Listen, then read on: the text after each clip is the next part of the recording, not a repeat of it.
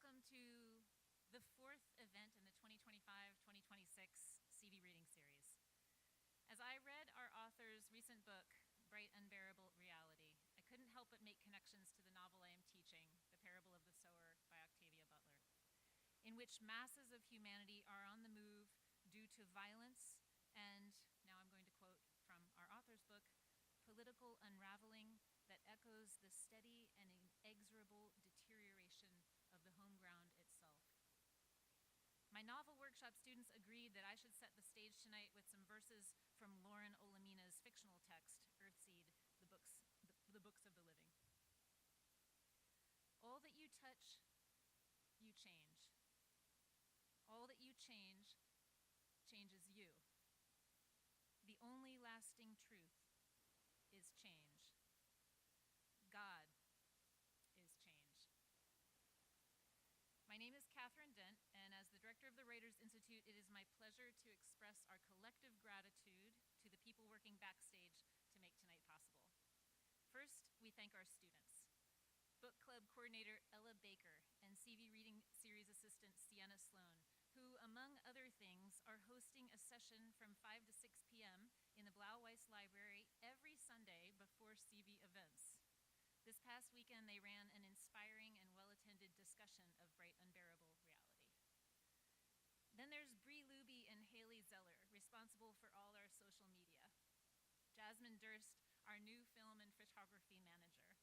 Ayla Kerwan, Samantha Sims, and Madison Spencer, our literary arts interns who do poster design and bookmark distribution and book sales in the box office, where I'll escort our author to sign books after her reading tonight.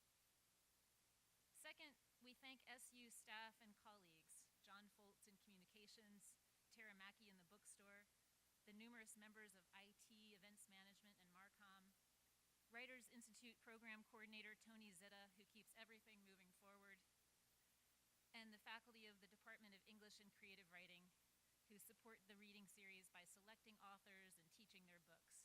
And tonight I'm especially grateful to Glenn Retiff, who hosted the Q&A this afternoon and worked with the student introducing our author.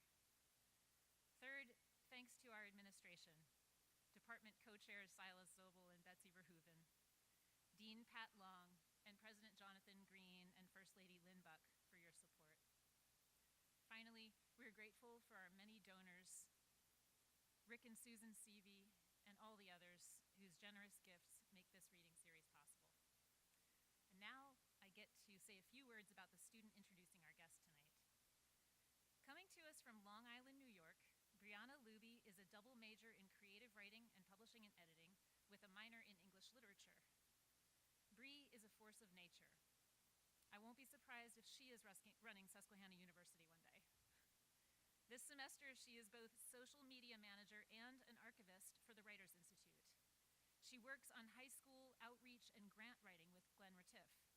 She has been the arts and entertainment editor and currently is managing editor of digital content for our campus newspaper, The Quill.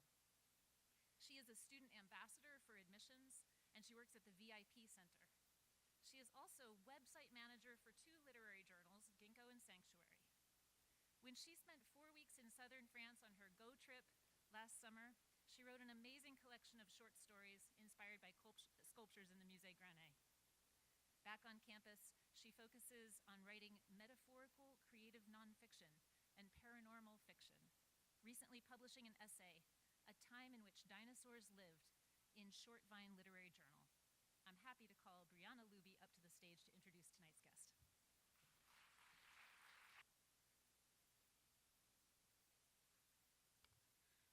Thank you so much for that absolutely glowing introduction. Force of nature might be a little kind, but I have the absolute honor of being here with you all today to introduce Anna Badkhen. In How to Read the Air, Anna Badkhen says this: 3 kinds of people tell us the future: prophets, scientists, and writers. One could argue that writers occupy the liminal space between the other two. Badkhen most certainly uses this liminal space well. The New York Times described her career as documenting inequities around the world. In her book, Fisherman Blues, she displays what was the past and future of fishing communities with a sense of bravery and acceptance, something that highlights our hopes for the future today. Badkhen grew up in the Soviet Union, spent 14 years as a war correspondent, and moved to the United States in 2004. She is now the author of 7 books, including the most recent, Bright Unbearable Reality, which was longlisted for the 2022 National Book Award and for the 2023 Jan Michalski Prize for Literature. She's also published Fisherman's Blues, Walking with Abel, The World is a Carpet, Afghanistan by Donkey, Waiting for the Taliban, and Piecemeals. Anna Badkhen's new essay collection, To See Beyond, is forthcoming from the Bellevue Literary Press in April 2026. Her writing covers wars in Asia, Africa, and Europe. Badkhen also has nonfiction in New York Review of Books, Granta, Harper's, the Paris Review, Emergence, Orion, Addy, and the New York Times, and fiction AG&I, The Common, Conjunctions, Scalawag, Virginia Core Review, and Zizva.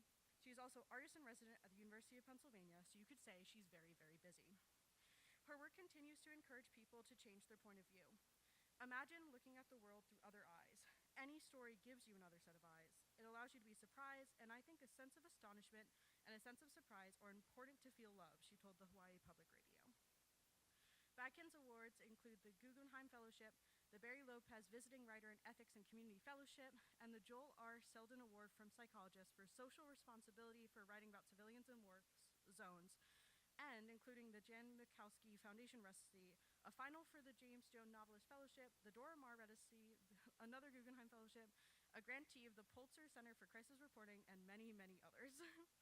Badkhen's writing flows with unimaginable lyrical prose and makes you completely lose yourself in learning the story.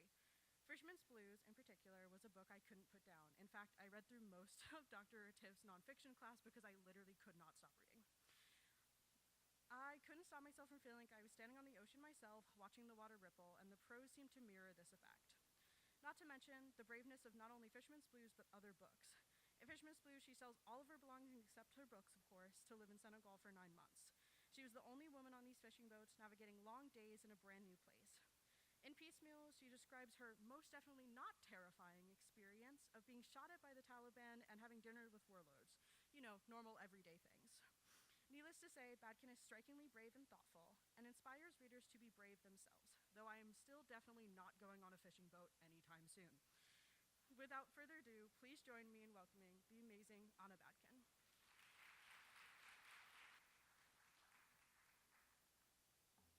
Thank you, Bree. That's very kind.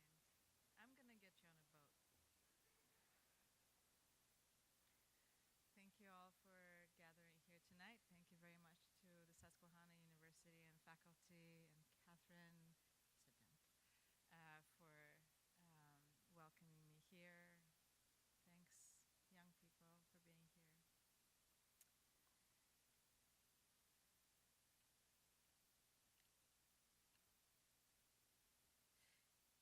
So I'm gonna start. I was given 30 minutes, but I also know that it's always 7:30 in this room. So in about 20 minutes, that clock will be correct.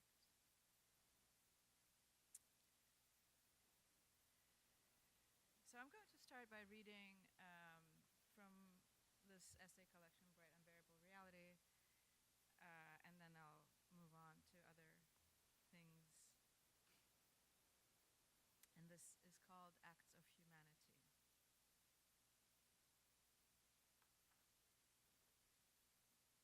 The word map entered the English language in the 16th century via the French from the medieval Latin mappa mundi, map of the world. Mappa, napkin, cloth, tablecloth, signal cloth, flag, is said to be of the Semitic origin, perhaps related to the Mishnaic menafah, a fluttering banner, a streaming cloth. But the oldest known maps were series of hollows, scars, notches, portholes, scooped out of bone, chinked into rock. Some of them appeared to depict landmarks, some the starry sky. What each map always shows is a relationship between elements of some space. What each map always implies is the observer, you. Each represents our effort to make sense of ourselves in a particular place, and thus, each charts our reach for meaning. On my last morning in Addis Ababa, 2 local acquaintances and I stop at a bistro called Kelly's Gourmet Burger, not very far from my hotel. We sit outside on small wrought iron chairs and order coffee and banana beignets.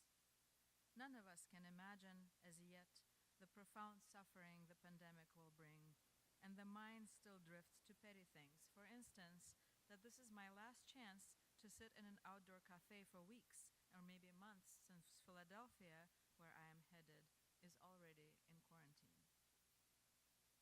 A man is handing out bread loaves to mendicants outside a church down the street, and my friends, let's call them E and Y, talk about how cataclysms inspire acts of humanity and imperil the vulnerable. They talk about Ethiopia's economy, which is so dire that 3 million people are internally displaced by poverty, and tens of thousands each year risk the maritime crossing to Yemen's warscape in search of jobs. They talk about how much worse life will become for the country's poorest if the government imposes a curfew or bans the cheap kiosks and outdoor markets to curb the spread of the virus. There will be riots, says Y. Kelly's Gourmet Burger serves Eurocentric fare, burgers and beignets and salade niçoise, in a neighborhood where the United Nations has its offices and expat housing. Most of the UN foreign staff is gone, and dust has begun to settle on the fleet of white trucks stenciled with olive branches parked in a large lot down the street. The country has closed its borders for entry, and there are rumors that within days there will be no international flights. The other customers at the cafe are 3 young Ethiopian men and a white Anglophone family with a little girl, the parents visibly distressed because the world is shutting down and they must decide whether to stay or leave and how expensive it would be to evacuate. Actually, I don't know why they're distressed. One of the reasons I like outdoor cafes is because I can imagine the lives of strangers. From our table, I can see the tall IOM building with a banner that reads, "Managing Migration for the Benefit of All," the parking lot with the dormant UN trucks, and between them, a long stucco wall painted with maroon and yellow stripes in imitation Moorish ablak, with an unmarked teal metal gate. When we leave the cafe, E points at the wall and says, "This is a torture place for political prisoners." During the Red Terror, I ask? The Derg junta ruled Ethiopia in the 70s and 80s when my friends and I were children. During those years, my mother in Leningrad would brew Ethiopian coffee imported into the Soviet Union from the new client state. "No," says E, "up until now."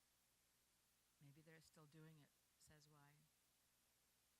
Later, reading human rights reports, I will confirm that political prisoners were definitely interrogated in this place during this century, that it was once a military office building, that in the 1960s it hosted the Peace Corps, and that until recently the area around it, home to the UN quarters and Kelly's Gourmet Burger, was a slum of more than 1,000 households, which the government demolished to make way for multi-million-dollar real estate development, and only a third of the displaced families were issued compensation.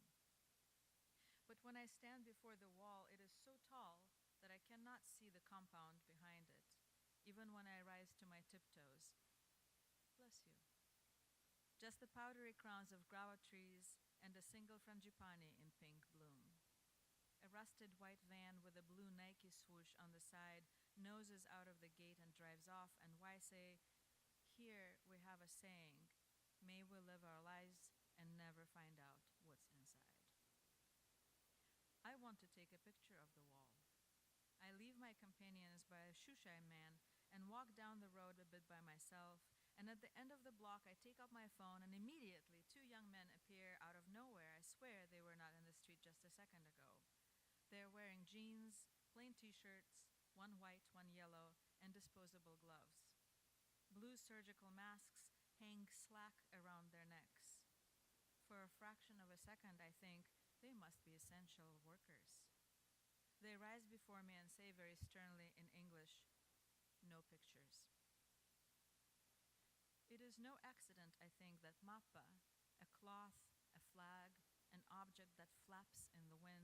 that shrinks and fades and stretches on a bias connotes a kind of unsteadiness. Maps are objects that historically we're taught to rely on, but they are historically unreliable. Is it any surprise that we fumble as we look for the road ahead? Take, for example, the first map to depict both North and South America, called the Neuen Isseln. The German cartographer Sebastian Müller drew it in 1550. This map of the Western Hemisphere shows India in China and places a non-existent sea west of what would become North Carolina, where explorers at the time envisioned a passage to the Pacific Ocean. A mapped landscape is always tailored to reflect the cartographer's desire.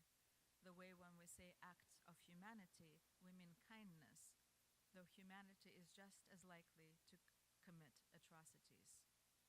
For what is a cartographer? A dreamer of worlds. So do we map out our world, seeing our own projections, filling in the blanks with imaginary stories or leaving them blank.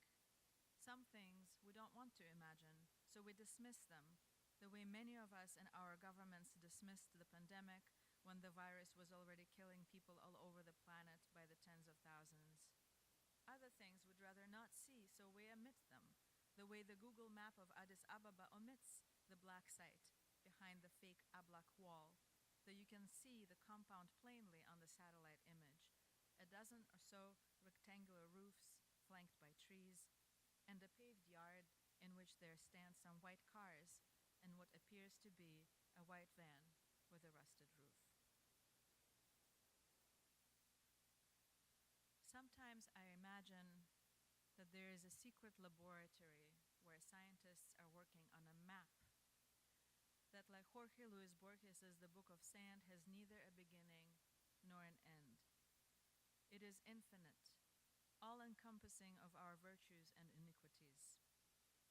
It holds the man handing out bread by the church, and each frangipani tree in wax and bloom, and all the torture chambers in every country, and each rubber raft and pirogue full of people crossing the Red Sea and the Gulf of Aden and the Mediterranean and the Atlantic and the Rio Grande. I imagine that such a laboratory must be somewhere in Eastern Europe, in a World War I barracks built for Austro-Hungarian cavalry officers, though it is not on any map except the one being created in it. No global calamity, no matter how great, ever interrupts the labor of the scientists, who are constantly catching up to our transgressions and our feats. And when a scientist dies, that too is recorded on the map, which will never be finished. The lab is subdivided into sections, and each section focuses on one particular part of the world, though I am not sure where the parts would be physical or metaphysical. No scientist ever leaves their assigned section, and no one has ever seen the map in progress in its entirety. But I imagine that if anyone does, they would die instantly of griefache. Then their death also would be entered into the map using a particular map key that has already been designed for it.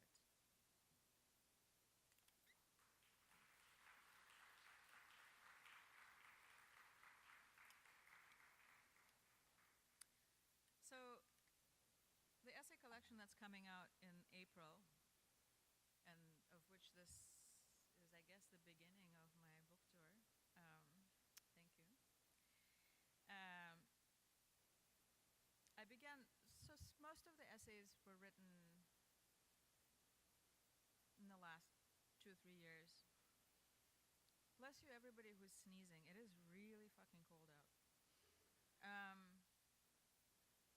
And also, I think we saw an aurora borealis coming in. Yes, people are nodding. Yes, okay, that's an omen. So a couple of years ago, I noticed that I wanted to notice something outside of the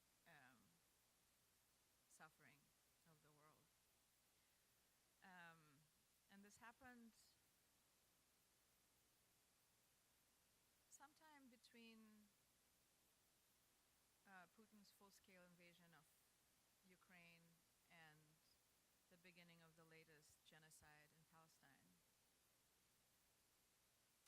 And I didn't want to notice things other than the suffering at the expense of, obviously, uh, calling out the suffering. But there was something inexplicable that at the time that I couldn't identify that made me want to see what lies on the other side. And then I see a lot of visual art.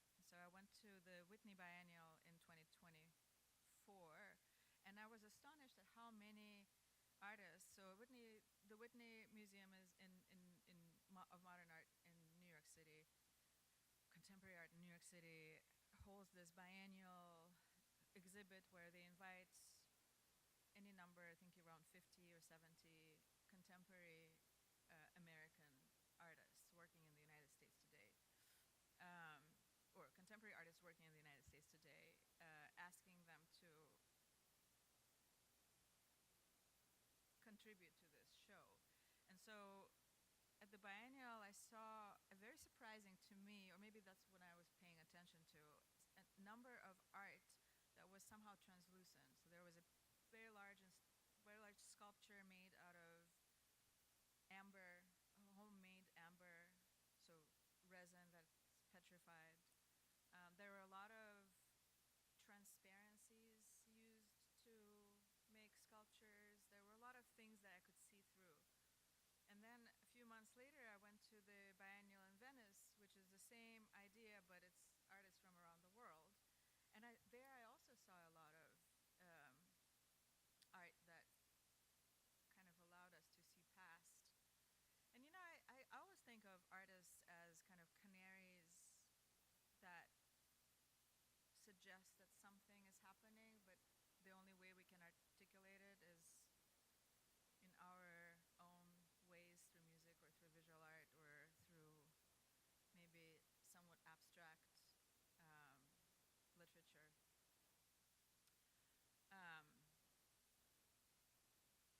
And then after the second Trump administration began self-devouring itself and this country, I realized that I can actually articulate, like, I realized that this is the beginning of what Amy Césaire called the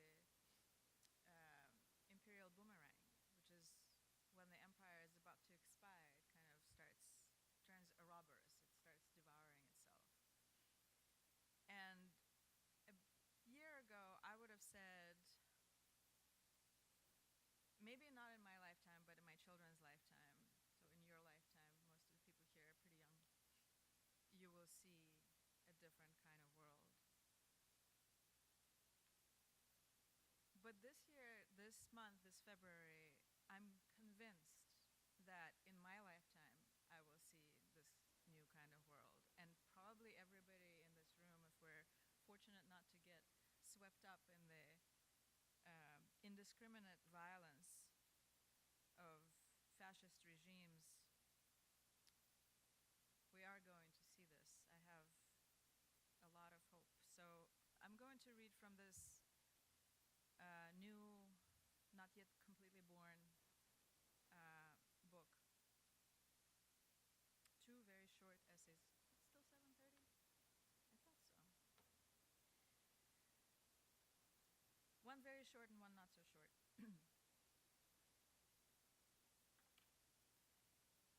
How to fly kites. A dream. I am helping a boy fly a kite.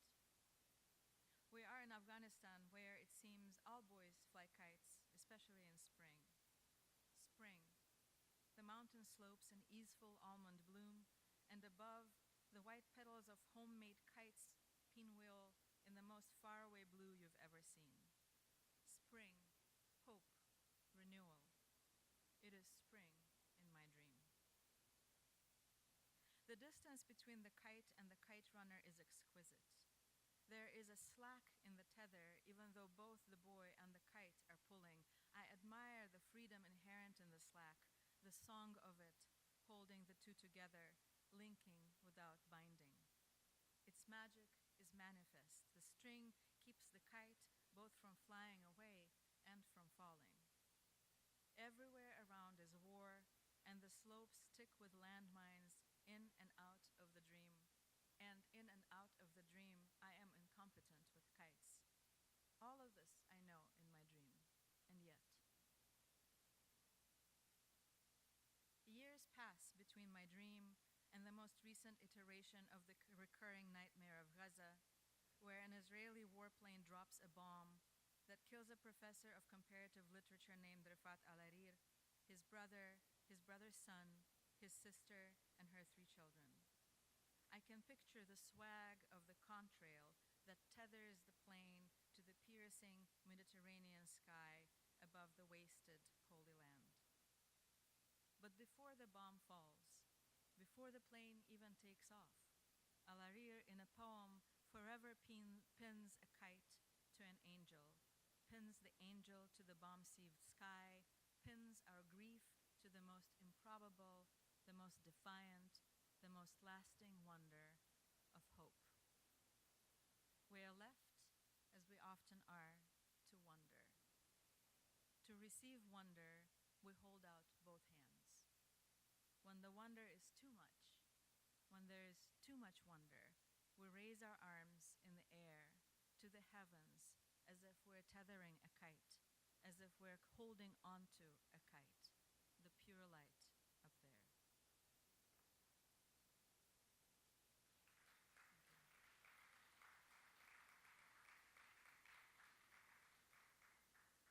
Is there a copy of Fisherman's Blues in the room that I can borrow?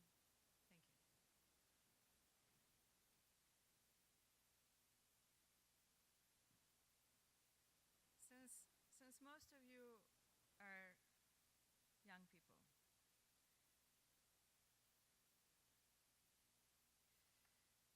yours doesn't look like mine. Mine is all marked up. I'm like, where's the marking? um, yes, perfect. So I think that this is the thing I want to read out loud to you, because the world is full of wonder. What you need to know is that for about 9 months I went fishing with several fishing captains, artisanal fishing captains in Senegal, and wrote a book, and one of the kind of figures in this book is my friend Ndongo Sore, Captain Ndongo Sore, who's a bit younger than me, who has 3 wives, now 4. And also you need to know that the word mba is a term for these special gazebos. So it's a term for these gazebos that you will encounter all along the coast of West Africa, where fishermen sit and do whatever they do. Sometimes they just hang out and drink coffee or tea, and sometimes and sometimes they, mend nets there, and sometimes they pray, like whatever. It's like a very individualized little club for fishermen, and there would be one for every neighborhood. So between 2 and 20 people would hang out in one of those bars. Do you know this fish? A sweltering noon at the bar. Beached pirogues squat over shriveled ultramarine shadows. A bit to the south, fishers are unloading cuttlefish traps, tied to white and blue flags from a horse cart. On the sideboard of the cart, its owner has written the Shahada in Arabic script, the color of the rainbow, to declare in motion his belief in the oneness of God, in the spectrum of God's own creation.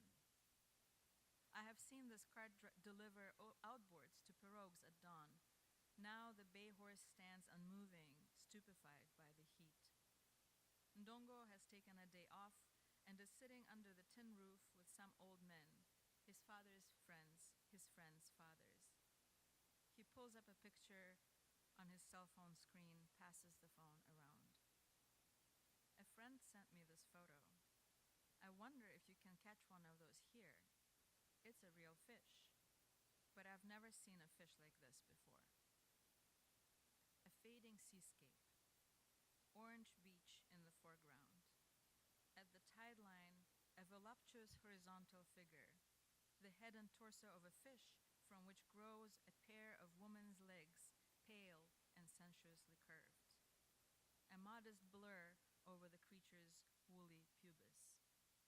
The old men bring the screen close to their opaque eyes, suck their toothless gums in wonder. Says Payagmarkan. Such fish don't live in these seas. These things only live very far from here, maybe in Asia or Europe where the sea is deeper. I used to watch documentaries about Europe, but I've never seen such a fish. Says Pa Usman Sal. There are fish in other places that are different from the fish we have here. It depends on the weather, on the air temperature, on the temperature of the sea. I saw animals in the north that have so much fur, if they came here, they would die of heat stroke. The phone returns to Ndongo. He plays with the screen, makes the sexy woman fish grow larger, closer. I know a fish called mamiwata, he says. The bottom is fish, the top is woman. Mamiwata, they catch it here sometimes. I've seen it. Looks like a young woman on the top. She has silky hair, like yours, Anna, and breasts, but the bottom is fish, and at the end of her tail, there are scales. Mamiwata, I've never seen anyone eat it. But there is another big fish called manatee. We eat that, but it looks like fish, not like a woman. Mamiwata is the protector genie of Guinea, says Pa Usman Sal. No, of Côte d'Ivoire, says Pa Barajok. Yes, Côte d'Ivoire, you're right. But she is also the genie of all the ocean, says Pa Yagmarkan. A mischievous and demanding protectress of the seas. The symbol of lust and fertility, often cradling between her bare breasts a large snake that has represented divinity and wisdom and the occult since Eden. She governs the ocean as Watermama in Suriname, and Mamandlo in Guadalupe, La Sirene in the Caribbean, Yemanya in Cuba and Brazil, the mermaid or siren in Europe. In Australia, she is Yak Yak, and the serpent that keeps her company is a water spirit that may be her father, her spouse, or Yak Yak herself. I ask Ndongo to draw Mamiwata in my sketchbook. He explains as he draws. Mamiwata has webbed hands. She has another web between her elbow and armpit, right there, so she cannot extend her arm fully, only like this. Her skin is light like yours. I pretend not to hear that the sea goddess of Ndongo's fantasies is a long-haired white woman, force it to slip my mind. If I want to keep the company of men at sea, I must always evade the confines and expectations of gender and race. For the most part, Ndongo and my other crewmates and neighbors play along, cross boundaries of convention by taking me aboard, treat me as a kind of a liminal creature. They let me haul and pick and bail as if I were another man, though all politely look away while I relieve myself into the bailing can. I watch Ndongo draw. His strokes are so tentative, I think at first my pen has run out of ink. Decades since the last time he drew on paper. The breasts of his mamiwata are sad, deflated triangles, like mine. As for the thing on my phone, Ndongo says, usually they come from other countries. One day, a few years ago, some fishermen from Bour, a fishing port between here and Dakar, caught mamiwata in their net. She spoke to them in a human voice and asked them to release her. They refused. They brought her to Mbour, where people at the harbor looked at her and touched her. Finally, they killed her. The next day, the pirogue whose crew had caught her capsized, and everyone on board died.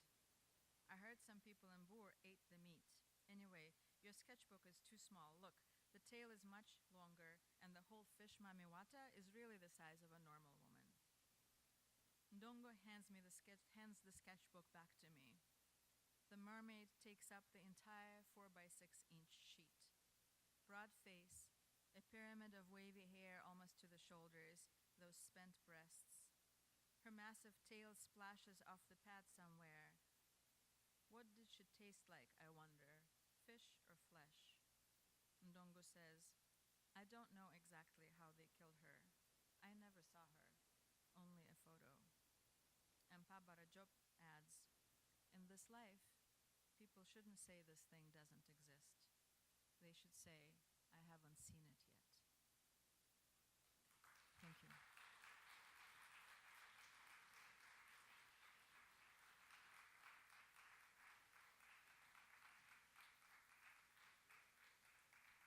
Well, now it's 7:30.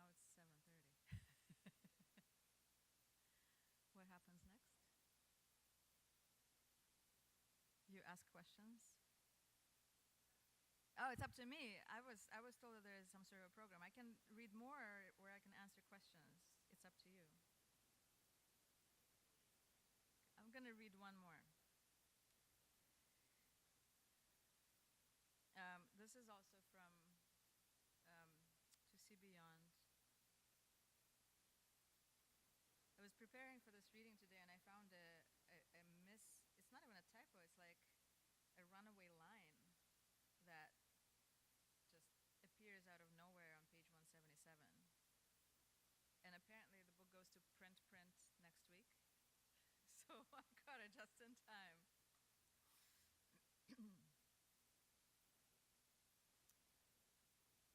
Souvenirs of climate catastrophe. My great uncle and his wife had no children of their own, and sometimes when I was little, I would spend the night at their place. Uncle Lyonya indulged my babblings, and Auntie Anya baked me sweet and savory pies, and let me play with her collection of Baltic amber necklaces, sun-warmed souvenirs of her annual summer migration from a featureless post-war high-rise in Leningrad to Latvia's seashore splendor.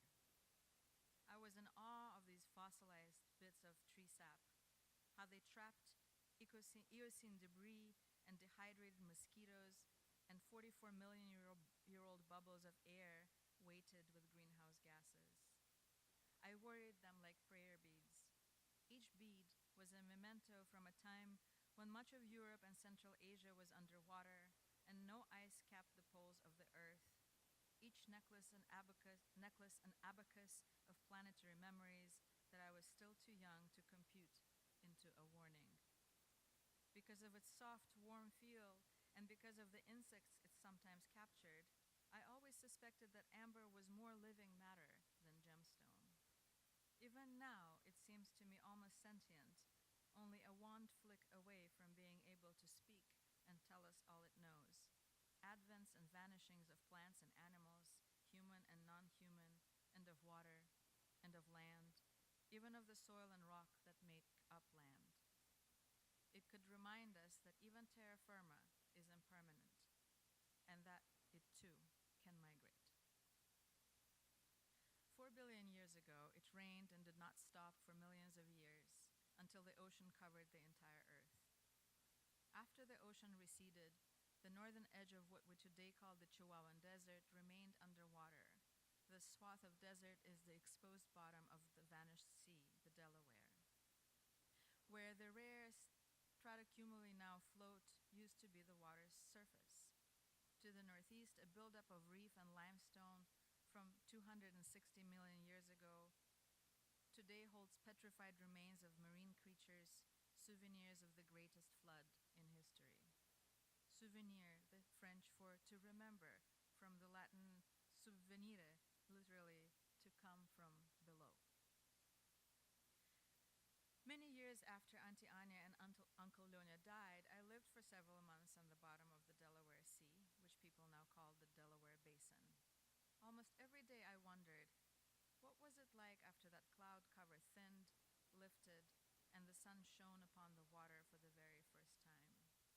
And later, when water levels dropped, tectonics shifted, reefs grew, and the ice age locked away the planet's water supplies into glaciers, and new faults thrust the land skyward to dry.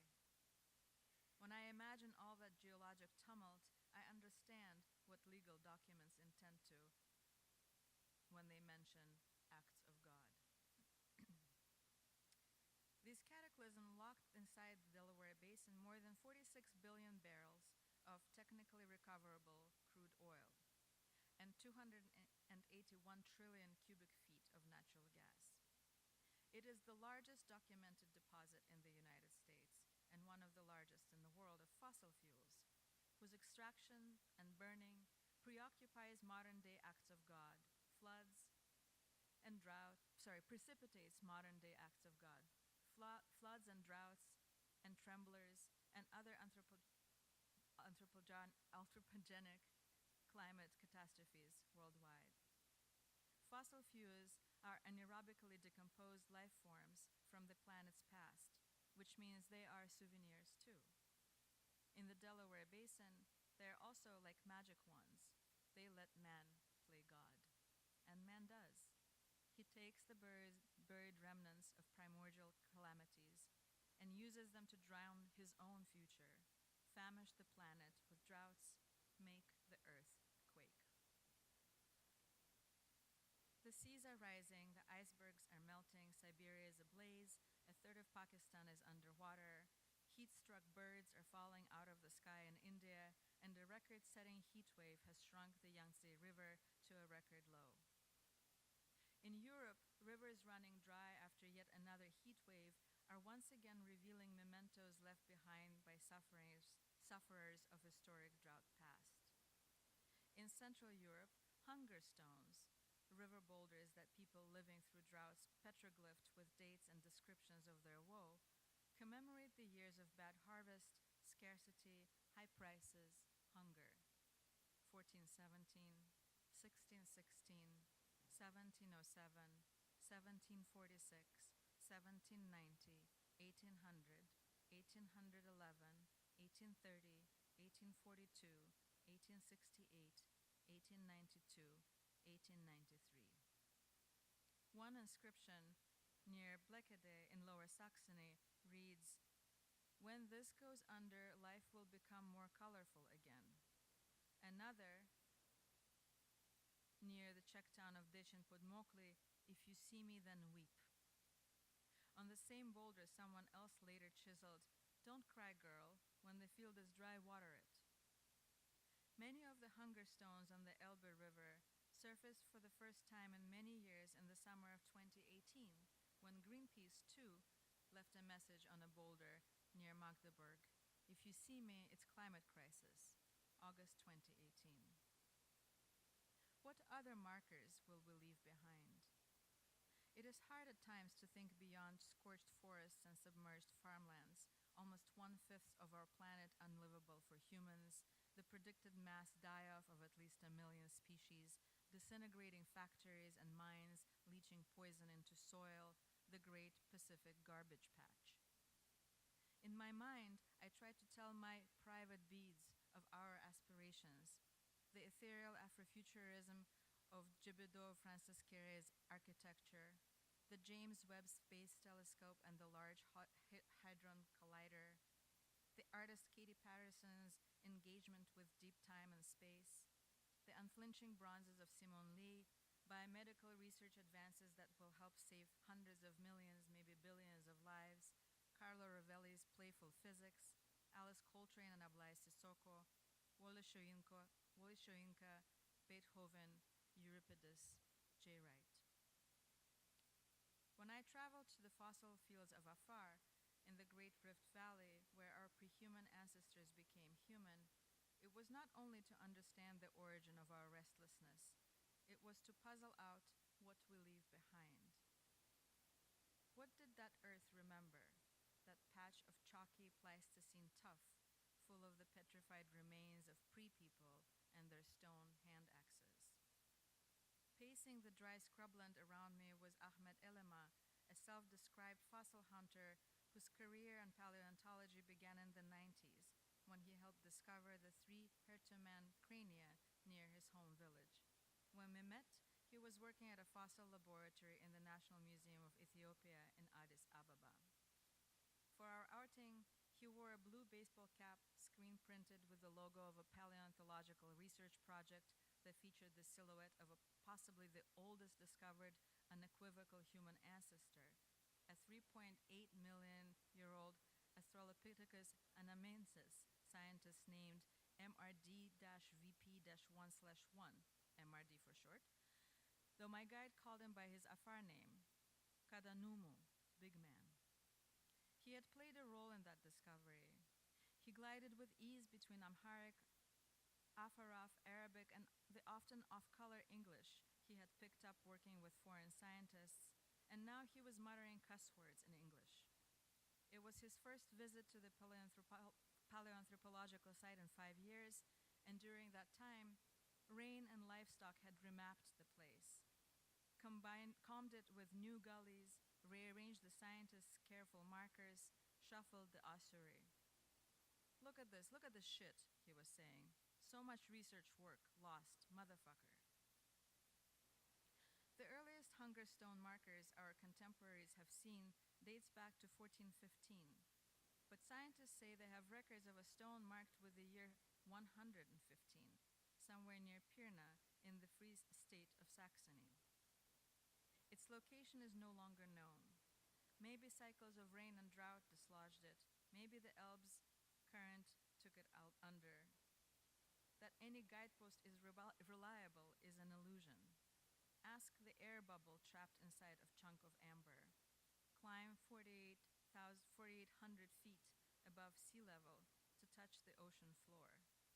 Come to Hertuburi after 5 cycles of rain.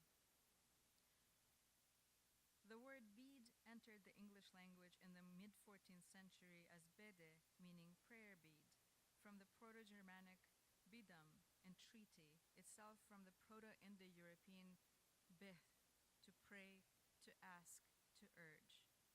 This means that the expression prayer beads is a tautology, a repetition, which of course is the whole premise of a rosary. The oldest known image of prayer beads is believed to be on a 3,600-year-old fresco in the Cycladic Bronze Age settlement of Akrotiri in Terra, Greece. Scientists say Hindus probably were the first to use a rosary called Japa Mala, literally garland of prayers, which consists of 108 beads and represents the cyclicality of life. But our worry and our supplication precede these known religions. To center ourselves, we probably have been turning to ritual and repetition since time immemorial. Why else would the Hertoman Spishimen that Ilema helped find have had their heads severed from their bodies and scalped? Why had someone polished smooth one of the crania and decorated another with a pattern of scratch marks?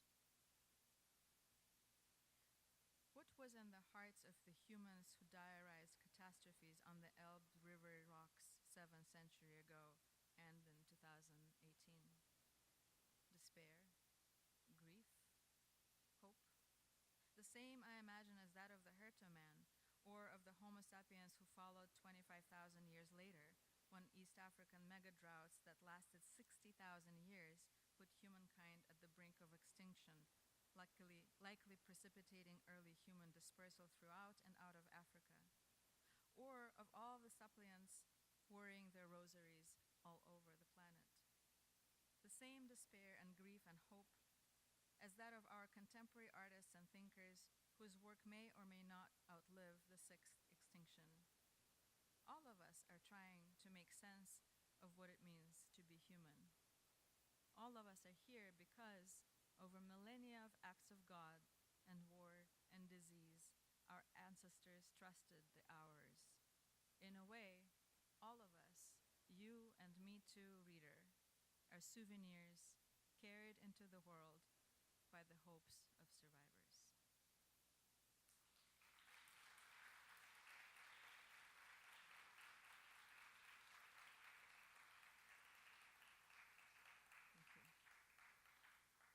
On this hopeful note, it looks like we have 10 minutes for questions.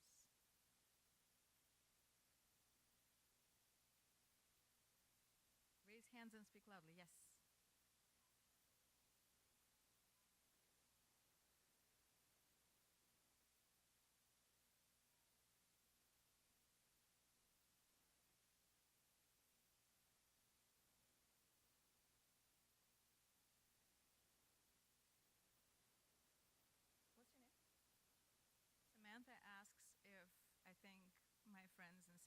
could have possibly really seen a mermaid.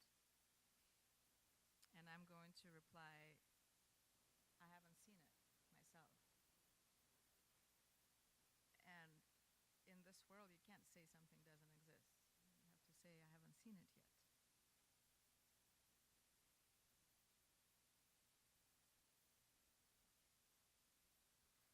I really think that wonder is a crucial part of our survival.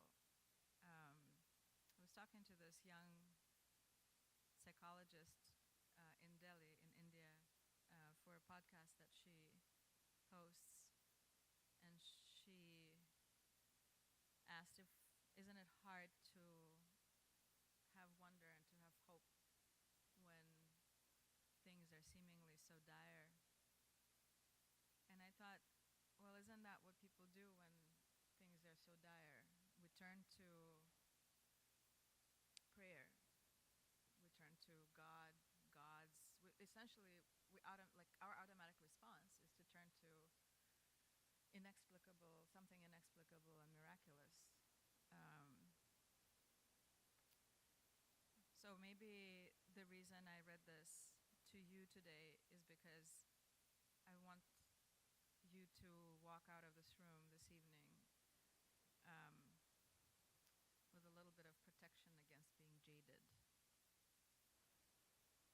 Yes. What's your name?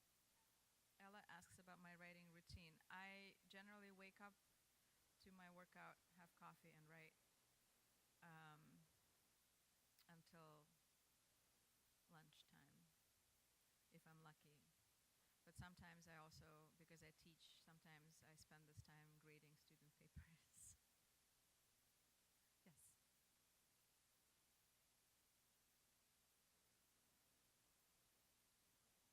And what's your name? Rose asks how I decide what to write about with everything going on in the world. Well, that's why I write about everything. As you see, it's a kitchen sink of a rabbit. Can I do this mixed metaphor? Kitchen sink of rabbit holes. Yes. That's an interesting image. I wish it on no one in reality.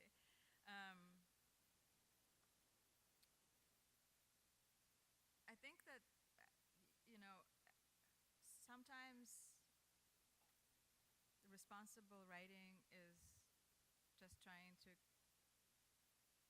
bring everything that's going on in the world to some kind of coherence. And that is somehow hopeful, just to organize it a little bit into patterns.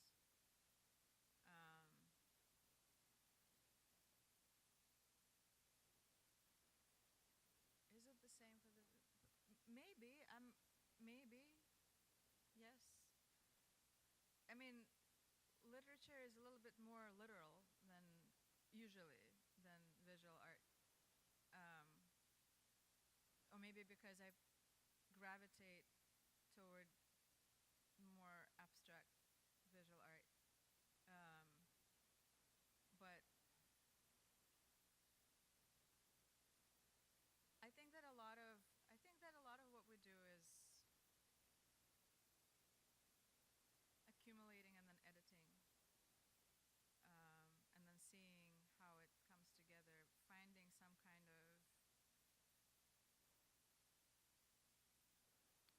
way to make it less frighteningly disjointed. I think that because when we see a pattern, the pattern calms us down a little bit, even if it's a frightening pattern. But when we face something whose organization we understand, or whose organizing principle we understand, we can then come up with an antidote a little better than if it's just an avalanche of everything from everywhere. That's why I have come up with this analogy of a dragon, right? Like when you slay a dragon and you stick it with your lance and you pin it to the ground, its tail starts thrashing in its death throes uncontrollably and it's very dangerous, but you know that the dragon is done. This is kind of how I feel about the current rise of fascism worldwide. I think that the system knows that its end is here, um, and we're just observing the death throes. And unfortunately, the death throes are terrifying and terrible, but it helps me to think of it this way. Yes.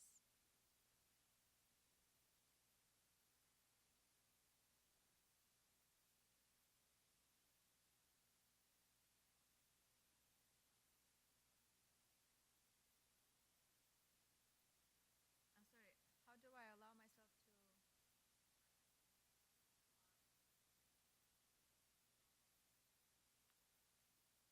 Ah, what's your name? Alex. Alex asks how I keep myself sane. I don't. I don't think it's responsible to be sane. This is not a sane world. I think it would be callous and indifferent of me to be sane in this insane world. Um, there's it's somewhere in this book, I think. Hmm. Oh, I think I know where it is.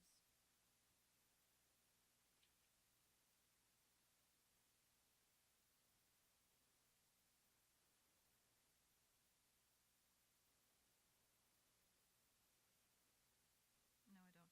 So, the South African writer. Ah, there it is.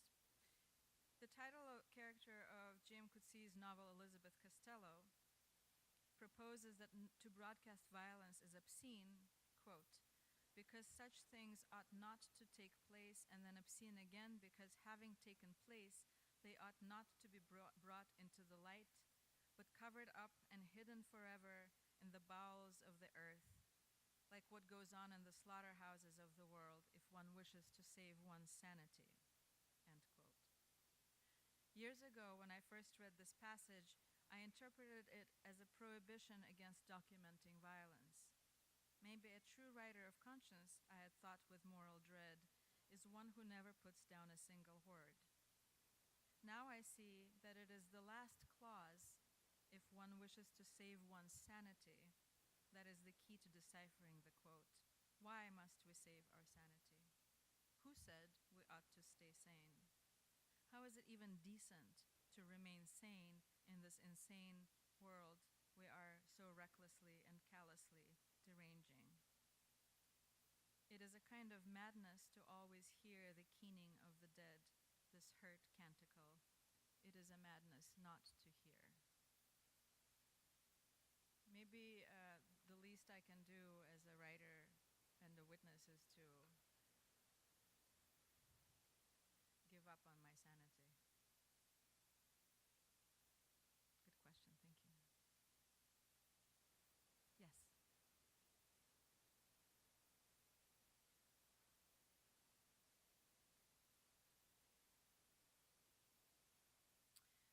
What's your name? Sienna asks if I had always known that I would travel and be a writer. So I grew up behind the Iron Curtain, where any kind of movement, even outside of my hometown, was frowned upon and definitely impossible to leave the country. So I had no idea when I was, 16 years old that I would travel or be a writer. Actually, when I was 16 years old, I wanted to be an opera singer. This is as close to being on stage as I got to be. And then when I was 18, I was an exchange student. I got into this exchange program and I came to the States for a year. And then I went back to Russia and thought that I was going to stay in Russia for the rest of my life. So just since so many of you, again, I keep repeating this, since so many of you in this room are very young, I can tell you that we have no idea we may have plans for our lives, and some of these plans may work out, but really being open to wonder, and being open to the unexpected, and hope that the unexpected is mostly good, and hope then when it's not, we have the fortitude and the community and someone to love to carry us through, and hope that we remain decent to the world in which we're evolving and